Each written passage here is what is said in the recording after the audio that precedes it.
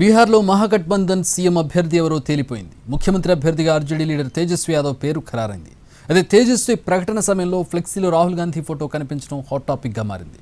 మరోవైపు తమ సీఎం అభ్యర్థి తేజస్వి, మరి ఎన్డీఏ సీఎం ఫేస్ ఎవరిని కూటమి ప్రశ్నించింది.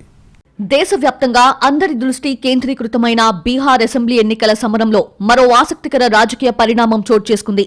మహాగఠ్ బంధన్ కూటమి సీఎం అభ్యర్థిపై ఏకాభిప్రాయం కుదిరింది. ఆర్జేడీ నేత తేజస్వి యాదవ్నే తమ ముఖ్యమంత్రి అభ్యర్థి అని భాగస్వామ్య పార్టీలు ఏకస్వరం వినిపించాయి. తేజస్వి నేతృత్వంలోనే ఎన్నికల సంగ్రామంలో తలపడాలని ఏకాభిప్రాయం వ్యక్తం చేశాయి. అన్ని పార్టీలు కలిసి ఈ నిర్ణయం తీసుకున్నాయని కాంగ్రెస్ సీనియర్ నాయకుడు అశోక్ గెహ్లాట్ అన్నారు.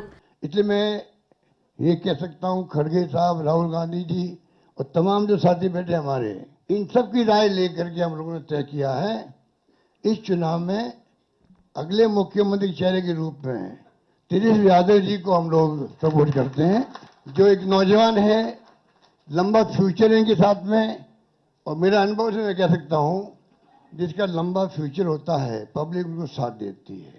ఎన్డీఏ కూటమిపై తేజస్వి యాదవ్ సంచలన వ్యాఖ్యలు చేశారు. అధికార కూటమిలో నితీష్ కుమార్ కి అన్యాయం జరుగుతోందన్నారు. వాళ్ళు ఒక్కసారి కూడా జాయింట్ ప్రెస్ మీట్ పెట్టలేదని విమర్శించారు. ఇంతవరకు వాళ్ళ సీఎం క్యాండిడేట్ ఎవరో తెలియదని ఎద్దేవా చేశారు.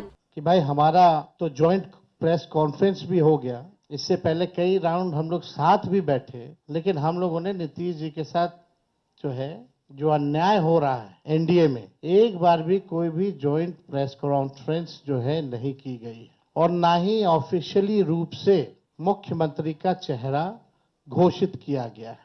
तो हम लोग तो शुरू दिन से ही कह रहे थे कि भाजपा के लोग नीतीश जी को दोबारा मुख्यमंत्री नहीं बनाएंगे. తేజస్వి సీఎం అభ్యర్థిత్వంపై బీజేపీ వ్యంగ్యాస్త్రాలు సంధించింది. ప్రెస్ మీట్ పోస్టర్స్ లో కాంగ్రెస్ ఎంపీ రాహుల్ గాంధీ ఫోటో కనిపించలేదన్న బీజేపీ కేవలం తేజస్వి ఫోటో మాత్రమే కనిపించిందని వ్యాఖ్యానించింది. మరిది సంయుక్త మీడియా సమావేశమా? కాంగ్రెస్ రాహుల్ కు వారి స్థానమేంటో చూపించారా అంటూ కాషాయ పార్టీ సెటైర్స్ వేసింది. సీఎం అభ్యర్థిపై ప్రతిపక్ష కూటమిలో స్పష్టత వచ్చినా సీట్ల షేరింగ్ లో మాత్రం ఎవరికి వారే యమునా తీరే అన్నట్టుగా వ్యవహరించడం చర్చనీయాంశమైంది. ఆర్జేడీ 143 మంది అభ్యర్థుల పేర్లను ప్రకటించగా కాంగ్రెస్ 61 స్థానాల్లో పోటీకి దిగింది. సిపిఐ 9, సిపిఎం 4 స్థానాల్లో పోటీకి సై అంటున్నాయి. ఏకంగా 8 స్థానాల్లో కాంగ్రెస్, ఆర్జేడీ, వామపక్ష పార్టీలు తమ అభ్యర్థులను ప్రకటించాయి.